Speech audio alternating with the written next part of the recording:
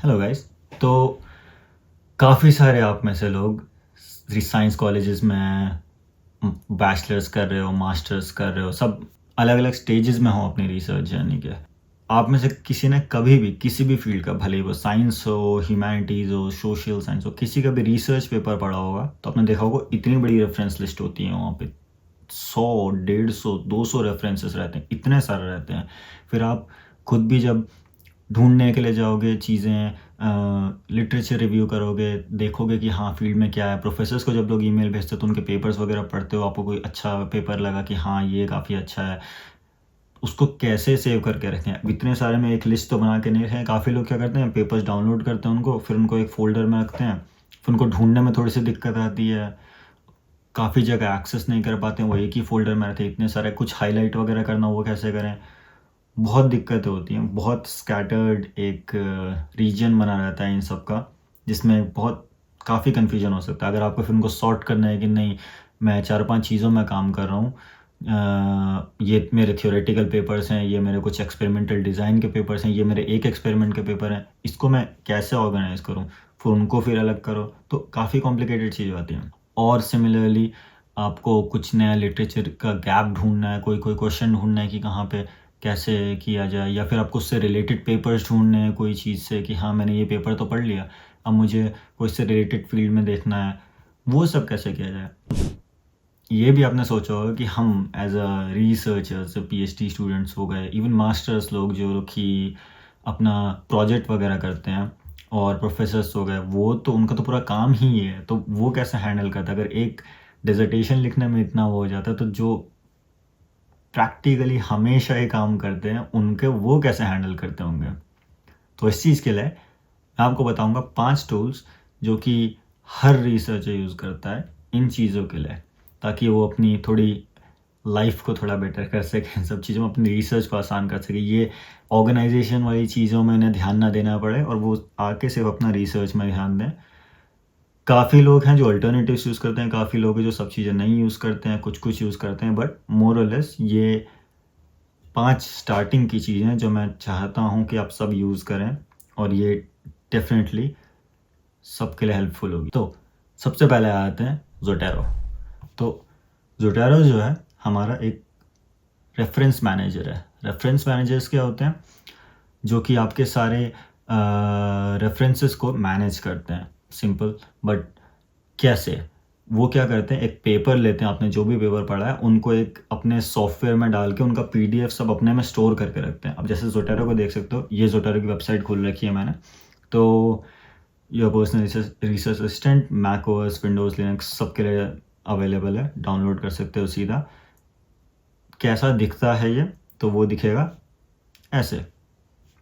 तो ये मेरे सारे के सारे पेपर्स हैं जो मैंने सेव करके रखे हुए हैं अपने फील्ड में या फिर कुछ। तो देख सकते हो, जैसे मैंने लेट्स से ये वाला पेपर खोला तो उसमें दिखाएगा वो, ये मेरे को पेपर का पूरा नाम दिखाएगा।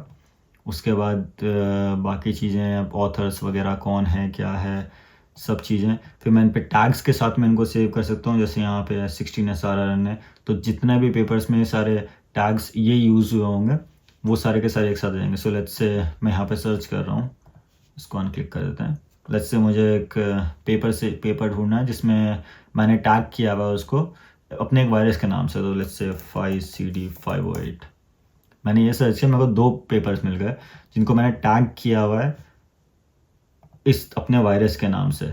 अब ये चीज़ नोट करने की है कि यहाँ पे मैंने यहाँ के पेपर के नाम में कहीं वो वायरस का नाम, वो चीज़ मैंने फिजिकली डाली है कि नहीं इस पेपर के अंदर ये है, तो मैं इसको टैग की तरह कर दूँ।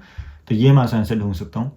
और मुझे पढ़ना है इनको, तो कैसे, डबल क्लिक, इसी के अंदर एक पूरा का पूरा पेपर खोल देगा वो, ऑब्वियसली आपके सेव करने के बाद। बट इसी उसके अंदर पूरा का पूरा सेव, जितना मैंने हाईलाइट्स किया है कभी कि हाँ मेरे को ये वायरस में इंटरेस्ट है, तो वो सब कुछ सेव्ड रहेगा, पूरी पीडीएफ आपके कंप्यूटर में डाउनलोडेड रहेगी। और अगर आप जस्ट स्टार्ट करो तो एक लिमिट तक ये काफ़ी फ्री क्लाउड एक्सेस भी देता है, तो आपके पेपर सिंक होंगे। तो आप कंप्यूटर में खोल के आप अपने फ़ोन में पेपर्स वो चीज़ पढ़ सकते हो, और सब कुछ सिंक होगा आपस में। थोड़ा ऊपर जाने में वो सब्सक्रिप्शन वाले मॉडल आता है, तो मेरा वो ख़त्म हो चुका है, तो मैं अभी सिर्फ कंप्यूटर में देख सकता हूँ ये सब चीज़ें। But still it's worth it, free and open source है, तो कोई पैसे देने की ज़रूरत नहीं है यूज़ करने के लिए सॉफ्टवेयर को। वो क्लाउड एक्सेस वगैरह दूसरी बात है। बट डायरेक्टली यहाँ पे आके आप पेपर्स वगैरह देख सकते हो, पूरा पढ़ सकते हो। सेम चीज़, अब मैं इसको हटा दूँ, जितने भी मेरे पेपर्स हैं सारे के सारे मैं यहाँ पे देख सकता हूँ और इनको यहाँ पे खोल सकता हूँ। अब इम्पॉर्टेंट बात, जब हम एक्चुअली रिपोर्ट लिख रहे होते हैं ना, तो उसमें भी तो हमें पेपर डालने होते हैं। अब इसमें काफ़ी रेफरेंसिंग स्टाइल्स होती हैं आपकी। हार्वर्ड हो गया, वैंकूवर हो गया, बिबटेक्स तो खैर दूसरी चीज़ है, बट हार्वर्ड, वैंकूवर, इन सब जैसी रेफरेंसिंग स्टाइल्स का रहता है। फिर कोई कहता है कि ये रेफरेंसिंग स्टाइल यूज़ करो, दूसरा कहता है कि ये रेफरेंसिंग स्टाइल यूज़ करो। कि 150-200 रेफरेंसेस हैं, तो हर चीज़ के लिए एक उसको हाथ से थोड़ी टाइप करोगे, उसमें बहुत टाइम लग जाएगा। उस चीज़ में भी ज़ोटैरो आपका काम आता है। कैसे, मैं बताता हूँ। तो आप सारे के सारे जो रेफरेंस लिखते हैं उन सबको करना है तो कैसे करोगे? उन सबको हाथ से तो नहीं लिखोगे।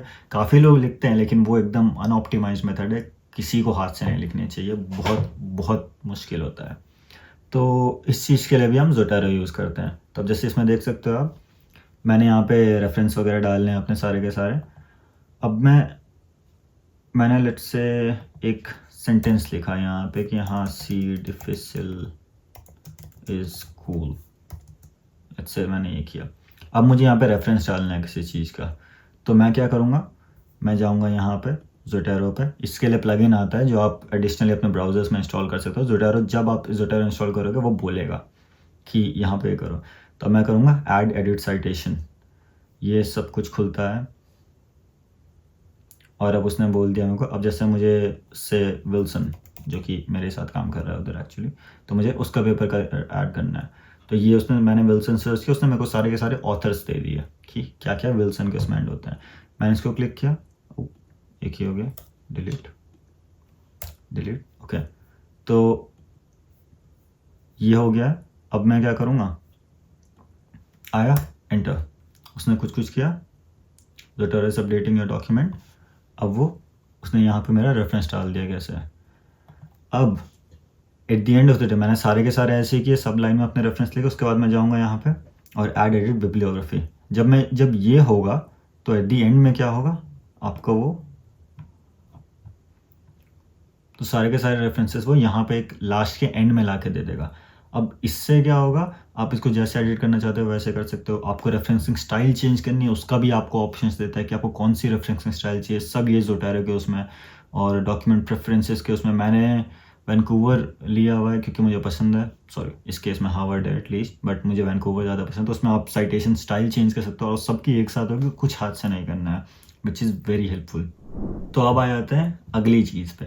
अगला है हमारा ओवरलीव, जो कि लेटेक्स वगैरह के लिए यूज़ होता है। लेटेक्स काफ़ी कॉमन एक वर्ड प्रोसेसर है, वर्ड प्रोसेसिंग लैंग्वेज कहूँगा मैं उसको, जो काफ़ी आपने फिजिक्स वगैरह वालों ने नोटिस किया हो कि उनके पेपर्स जो होते हैं वो काफ़ी कॉम्प्लिकेटेड रहते हैं। उनमें सिम्बल्स रहते हैं, आपका डेल्टा, फाई, सब जगह का कॉम्प्लिकेटेड फॉर्मूलाज रहेंगे, फिजिक्स मैथमेटिक्स वाले, इवन केमिस्ट्री वाले टू सम एक्सटेंट। तो उस केस में क्या होता है, वो सब कैसे लिखते हैं, अब वो तो वर्ड में नहीं लिख सकते हैं, मतलब अब टूल्स आने लगे हैं काफ़ी सारे, लेकिन स्टिल काफ़ी लोग क्या करते हैं, लेटेक्स यूज़ करते हैं, जिसमें कॉम्प्लिकेटेड वर्ड्स और कॉम्प्लिकेटेड फार्मूला वगैरह लिखने के लिए अपने अलग से बिल्ट इन टूल्स, और काफ़ी लोगों को ज़्यादा सिंपल लगता है। मैं अल्टरनेट करता हूँ लेटेक्स और अपना नॉर्मल वर्ड या फिर गूगल डॉक्स में, डिपेंड्स मेरा क्या यूज़ है। मुझे गूगल डॉक्स का सिंकिंग फीचर काफ़ी यूज़ होता है, तो मैं अपना लैब नोटबुक जो है वो गूगल डॉक्स में बनाता हूँ, ताकि मैं उसको फ़ोन से भी खोल सकूँ जब मैं लैब के अंदर हूँ, और लैपटॉप में एडिट कर सकूँ जब मैं ऑफिस में हूँ अपने। लेटेक्स के लिए आपको दो तरीक़ों से कर सकते हो, या तो आप नॉर्मल इंस्टॉल करो लेटेक्स को, वो as any other programming language की तरह इंस्टॉल होती है, not programming language but sort of, या फिर ऑनलाइन यूज़ कर सकते हो जिसमें काम आता है आपका ओवरलीफ। तो ऐसा कुछ ओवरलीफ दिखता है। आप यहाँ पे देख सकते हो कि आपके दो, ये मेरी मास्टर्स थीसिस है, मैंने एक्चुअली अपनी मास्टर्स थीसिस पूरी लेटेक्स में लिखी थी क्योंकि वो आसान लगा था मुझे। बट यहाँ पे आपके साइड में सारे के सारे चैप्टर्स और फाइल्स जो आपने अटैच करी हैं वो हैं, फिर आपका जो कोड है एक्चुअली लेटेक का वो यहाँ पे रहेगा, और बाद में साइड में आपकी कंपाइल्ड PDF दिखाता है वो। तो ये काफ़ी सिंपल रहता है इन सब चीज़ों में कि एज इन आपको पैराग्राफ वगैरह डालना है तो आप सीधा रिवर्स / पैर करके कर सकते हो, और ज़्यादा एडिटेशन नहीं करना पड़ता है। साइटेशन के लिए बस डायरेक्टली साइट, ये पारामर्सी जो भी था मेरा उस टाइम पे, वैसा कर सकते हो। जो कि मुझे उस टाइम में काफ़ी सिंपल लगा था। अभी ज़ोटैरो की वजह से मैं इतना ज़्यादा यूज़ नहीं करता हूँ इन सब चीज़ों में, but still it is quite helpful. तो जैसे ये देख सकते हो कि एक प्रॉपर एक उसने बना के दे दिया था मुझे, सारे के सारे ने पूरे डिक्लेरेशन वगैरह सब मैंने इसी में लिखा था, और सारे के सारे मेरे थीसिस, ये सारे कॉम्प्लिकेटेड टेबल्स सब काफ़ी अच्छे से उसने बनाया था। ये फॉर्मूला वगैरह मैंने पूरा अच्छे से लिख दिया था यहाँ पे। ये सारे का सारा लेटेक की वजह से। ये एक बहुत बेसिक एग्जांपल है। इन सब चीज़ों के लिए प्रॉबेबली लेटेक ओवरकिल था। वर्ड में आसानी से हो सकता था, बट स्टिल मुझे यूज़ करना था, मैंने यूज़ किया। एक्चुअल में फ़िज़िक्स वगैरह के लिए काफ़ी सारे कॉम्प्लिकेटेड पेपर्स होते हैं, वो काफ़ी सारे पेपर्स लेटेक में लिखे जाते हैं और डायरेक्टली सबमिट करते हैं। तो उन सब चीज़ों के लिए लेटेक एकदम बहुत यूज़फुल रहता है, बहुत अच्छे से काम आता है। तो लेटेक में या फिर ओवरलीफ में थोड़ा सा एक लर्निंग कर्व है, लेकिन 2-3 महीने में अगर आपको लर्निंग कर्व सॉर्ट आउट हो जाए, जो कि बहुत आसानी से हो जाए, ज़्यादा कॉम्प्लिकेटेड नहीं है, बस थोड़ा सा लर्निंग कर्व है। जैसे ही वो सॉर्ट करोगे, बहुत पसंद आएगा ये सब यूज़ करने में, और काफ़ी सिंपल रहेगा कंपेयर टू नॉर्मल वर्ड और डॉक्स, क्योंकि इसमें हर बार फॉर्मेटिंग का ध्यान नहीं देना पड़ता। इट्स लाइक एक फॉर्मेट बनाओ, एक आउटलाइन बनाओ और देन जस्ट टाइप, उसको बाद लिखते जाओगे वो पूरा का पूरा भर जाएगा, और अपने आप वो फॉर्मेटिंग इश्यूज़ को देखता रहेगा। कोई दिक्कत नहीं है सोचने की कि भाई कहाँ पे मुझे इटैलिक्स करना है, कहाँ पे मुझे यहाँ पे साइड की फॉर्मेटिंग, इस पेज में थोड़ी चेंज हो गई, इस पेज में थोड़ी चेंज हो गई, वो सब का सब ऑटोमेटिक करेगा अगर आप एक स्टार्टिंग से एक आउटलाइन बना दो तो बहुत हेल्पफुल होता है ओवरलीफ या फिर लेटेक एक्चुअली। बट ओवरलीफ एक उसका बाहर का एक वेबसाइट है जो कि उस एक ऑनलाइन प्रोवाइड करता है, ताकि आपको खुद के कंप्यूटर में इंस्टॉल ना करना पड़े। लेकिन काफ़ी लोग हैं जो अपने कंप्यूटर में इंस्टॉल करते हैं, सो टू ईच देयर ओन। तीसरा आता है नोट टेकिंग सॉफ्टवेयर्स। अब काफ़ी लोग हैं वो अपना फ़ोन कैसे एप्पल नोट्स हो गया, गूगल कीप हो गया, इन सब में लिखते हैं। अब जब आप लोगे ये सब चीज़ें तो बहुत सारे नोट्स बनाओगे। जब मीटिंग्स होंगी आपकी काफ़ी सारी की सारी, आप पीएचडी स्टूडेंट से बात करोगे, आप पीएचडी हो तो फिर अपने और लोगों से बात करो, बहुत लोगों से, इतनी सारी मीटिंग्स होंगी कि उनको ट्रैक करना बहुत मुश्किल हो जाएगा। आपको रैंडम इन्फॉर्मेशन मिल रही है, वो सब कैसे करोगे। काफ़ी लोग अलग अलग सॉफ्टवेयर्स में डिवाइड करते हैं, जैसे हो गया आपका वर्ड डॉक्यूमेंट्स, और नोशन हो गया सॉफ्टवेयर जो कि बहुत यूज़फुल है, लॉगसीक हो गया जो कि एक और ओपन सोर्स अल्टरनेटिव है जो मुझे बहुत पसंद है। तो मैं दोनों दिखाऊंगा अभी। यह आपका नोशन एक उन्होंने काफ़ी चेंज कर दिया। जब मैंने स्टार्ट किया था उसे यूज़ करना, तब ये एआई वगैरह कुछ था नहीं उसमें, काफ़ी सिंपल सा था, बहुत अच्छा था। तो नोशन जब खोलोगे तो कुछ इस टाइप का दिखेगा। आपके काफ़ी सारे नए पेज बना सकते हो उसमें, आप इसमें बहुत कॉम्प्लिकेटेड चीज़ें कर सकते हो अगर आप सीख सको तो लेट्स से इस पेज का नाम हम देंगे टेस्ट। तब मुझे बुलेट पॉइंट चाहिए तो मैं डायरेक्ट टाइप करूँगा / बोल दिया, मुझे बुलेट लिस्ट दे देगा, हेलो माय नेम इज़, और उसके बाद ऐसे कर सकते हैं। बाकी मुझे लेट्स से मुझे टेबल बनाना है तो मैं टेबल करूँगा, और मैं यहाँ पे अपना टेबल बना सकता हूँ। तो ये काफ़ी कीबोर्ड फ्रेंडली है, एज इन मुझे ज़्यादा माउस को हाथ नहीं लगाना पड़ेगा, चीज़ें मुझे ढूंढना नहीं पड़ता है कहाँ पे कि भाई टेबल का वो सेक्शन कहाँ पे। तो काफ़ी क्विक होता है, काफ़ी नोट टेकिंग्स के लिए काफ़ी हेल्पफुल रहता है। और इन्होंने अभी एआई वगैरह का फीचर डाल सकता है, वो काफ़ी लोगों को पसंद है। मैं उतना यूज़ नहीं करता हूँ क्योंकि मुझे रिलाई नहीं करना है उस चीज़ में। मैं चाहता हूँ कि इनकेस अगर ये सॉफ्टवेयर बंद भी हो जाए, I still have access to everything. Notion में एक चीज़ बहुत अच्छी है कि ये सिंक होता है वेब में, तो आप अपने जो नोट्स आपने यहाँ पे बनाया आप फ़ोन में एक्सेस कर सकते हो, बाकी जगह एक्सेस कर सकते हो, और काफ़ी कॉम्प्लिकेटेड हो सकता है जिसको कॉम्प्लिकेटेड में घुसना है।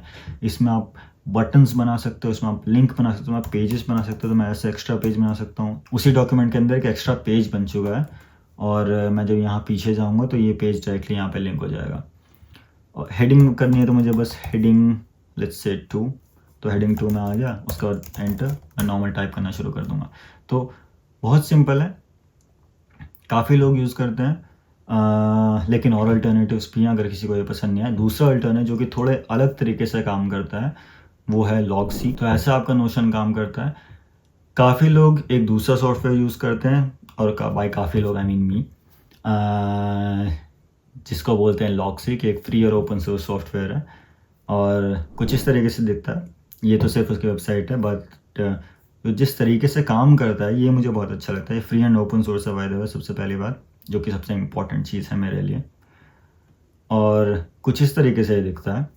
तो इसमें क्या है, डेट वाइज अप्रोच रहती है। तो मैं डेट की तरह लिख सकता हूँ। मैं जैसे May 24 का ये May 23 के मेरे जो नोट्स थे सारे के सारे वो यहाँ पर हैं। 22 में मैंने कोई सेमिनार अटेंड किया तो उसके मेरे नोट्स यहाँ पर हैं। ये भी काफ़ी सिंपल है, बस इसमें काफ़ी बुलेटेड अप्रोच है। तो इसमें कहूँगा हेलो, ये टैब दबाऊँगा तो उसी से लिंक हो जाएगा एक्स्ट्रा। तो जैसे मैं कहूँगा भाई कि हाँ मीटिंग विद, मेरे सुपरवाइज़र है रॉब, तो मैं कहूँगा रॉब, और फिर मैं आगे आगे अपनी नॉर्मल चीज़ लिख सकता हूँ कि हाँ worked on lab, let's say ये। अब फिर मैं बाकी इन सब चीज़ इनको क्लोज कर सकता हूँ कि अब ये पूरा का पूरा कंटेन हो गया पूरी चीज़ में।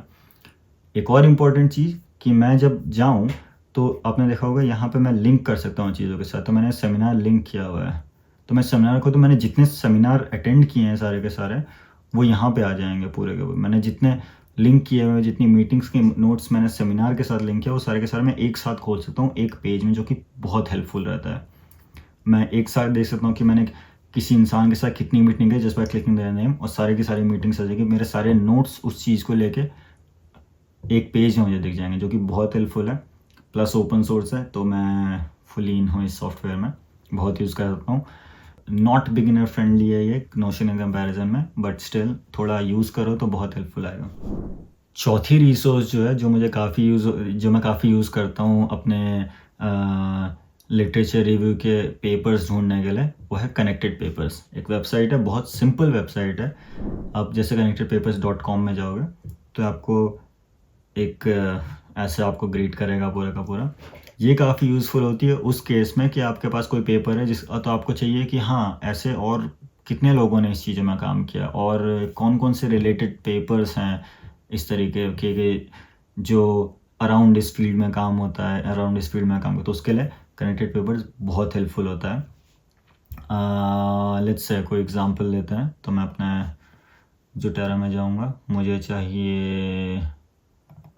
मुझे लेट्स से ये पेपर मुझे बहुत पसंद आया।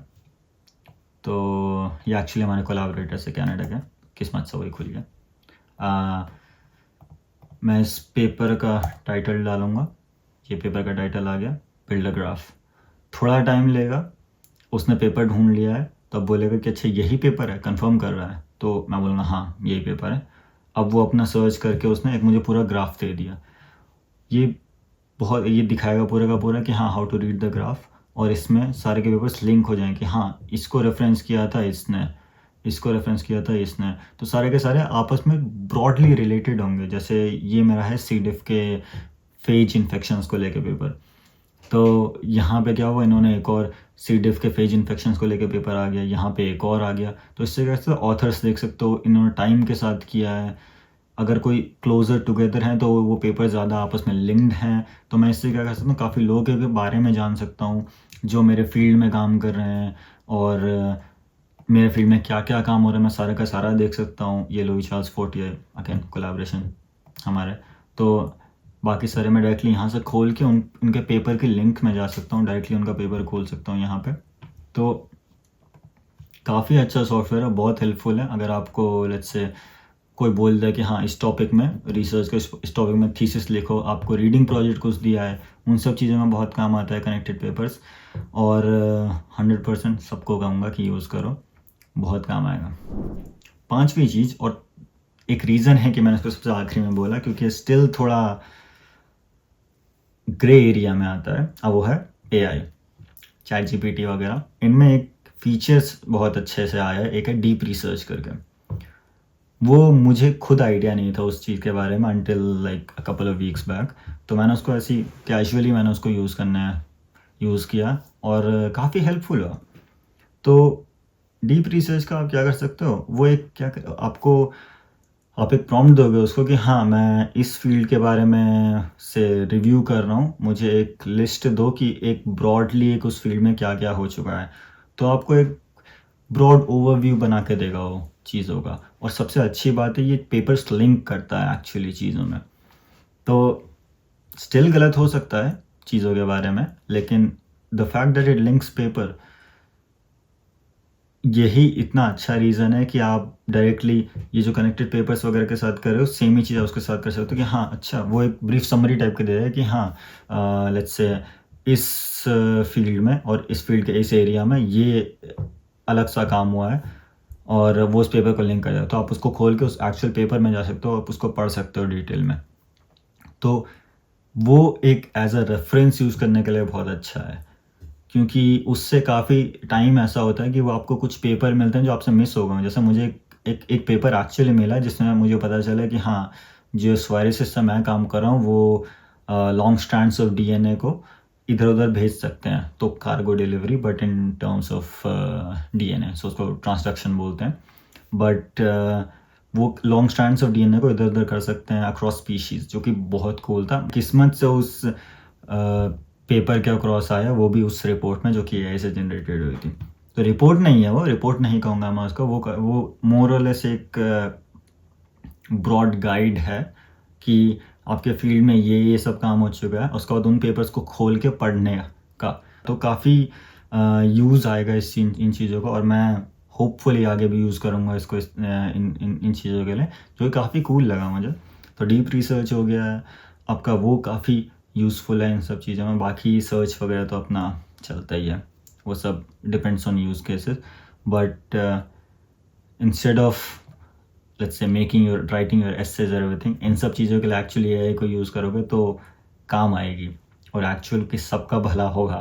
तो इन सब चीज़ों के साथ आप ये 5 टूल्स हैं, इनको अच्छे से यूज़ करो, और आई होप कहीं पे ना कहीं पे आपके काम आएगा। वो एकदम स्टार्टिंग में जब रिसर्च में आते हो तो बहुत ओवरवेलम हो जाते हैं कि भाई इतनी सारी चीज़ें हैं, इतने सारे पेपर्स हैं, कैसे सबको हैंडल करना है, क्या रखना है। कि मैं हुआ था, मुझे पता है, मुझे बहुत टाइम बाद पता चला है ज़ोटेरो वगैरह के बारे में, और ये नोट टेकिंग। सो मैं अभी भी फिगर आउट कर रहा हूँ, अभी मैं काफ़ी टाइम में जाता रहता हूँ इधर उधर नए नोट टेकिंग सॉफ्टवेयर्स, नए रेफरेंस मैनेजर्स के लिए, और मोस्टली मैं इन्हीं सब टूल्स में वापस आ जाता हूँ, जो कि ये मेरे स्टेबल हैं। तो किसी को कोई डाउट हुआ, कुछ पूछना है इन सब चीज़ों के बारे में, तो कमेंट करके पूछो, मैं कोशिश करूँगा सबकी हेल्प करूँ। बट तब के लिए best of luck, see you next time.